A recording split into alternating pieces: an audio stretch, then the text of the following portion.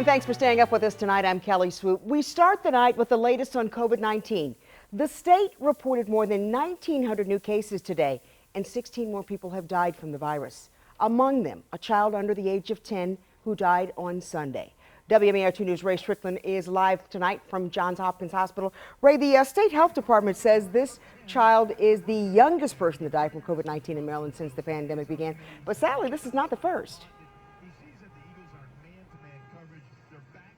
Yeah, Kelly, back in May, I spoke to the mother of a young Baltimore girl who died from COVID-19. At that time, she was the youngest person to die from the virus in our state. These losses, of course, are heartbreaking for a family, but especially when the patient is so young. Now, all we know right now about this most recent case is that the child was under the age of 10 years old. The health department isn't releasing much more information than that, but a doctor here at Hopkins says the child likely could have had a medical condition.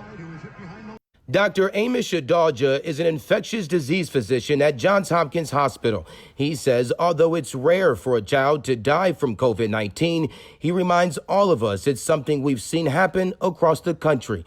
We expected that we would see children die as more cases occurred. According to a joint report by the Children's Hospital Association and the American Academy of Pediatrics, there's been 138 child deaths in the U.S.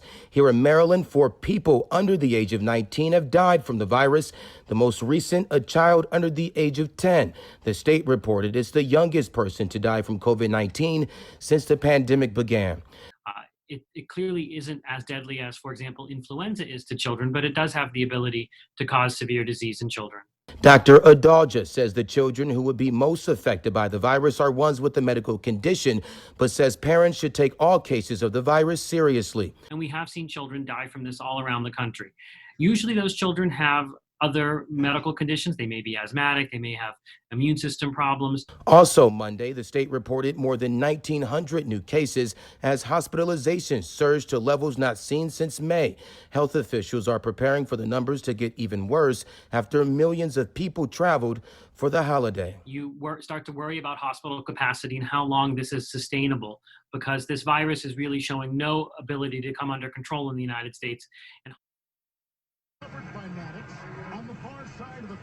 And state health officials are urging everyone to get tested, especially now that Thanksgiving is over. Earlier today, the state said starting this week, the Baltimore Convention Center will be offering testing for 5 days a week. Before, it was only for 2 days. Reporting live in Baltimore, Ray Strickland, WMAR2 News.